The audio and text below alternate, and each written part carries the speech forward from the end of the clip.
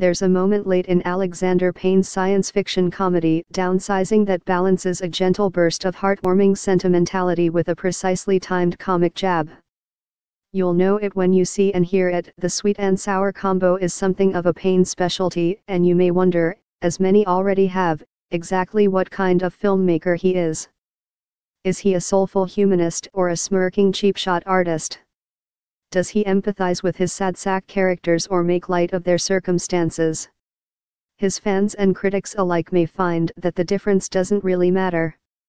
Whether he's scouring the frosty emotional landscape of his home state in Nebraska, 2013, or embarking on a warmer road trip of the heart in Sideways, 2004, Payne makes it hard to pinpoint where condescension ends and empathy begins. In one sense, Downsizing literalizes one of the most frequent knocks against him: what easier way to look down on your characters than to shrink them to just a few inches tall?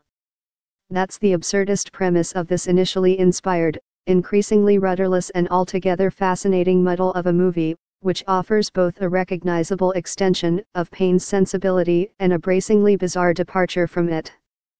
The story begins as a clever speculative fiction, veers into an odd couple romance, and then somersaults into a glum treatise on climate change, overpopulation, and other signs of our planet's irreversible decline.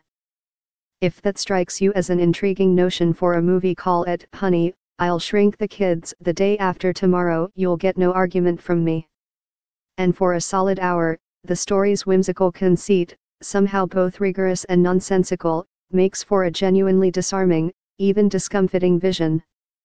Would you downsize yourself, given the chance?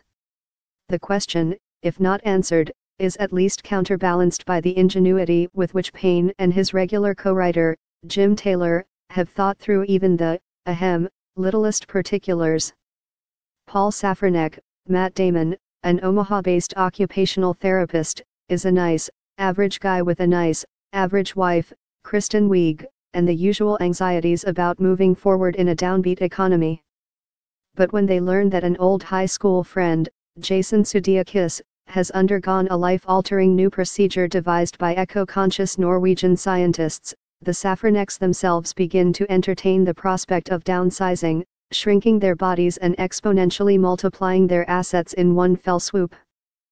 Soon they're checking out Leisureland, a Lilliputian sprawl of pint-sized mansions, shopping malls, and chain restaurants that could be their future home. Stefania Sella's surreal production design is a micro-suburban marvel. There's a depressing timeshare presentation vibe to the whole enterprise, complete with showroom presentations in which a tiny Neil Patrick Harris and Laura Dern hilariously show off the benefits of diminutive living. Turns out $83 buys you an awful lot of diamonds when you're 5 inches tall. Saying goodbye to their family and friends, Paul and Audrey head to a medical facility to undergo the downsizing procedure, where the first of several big surprises awaits.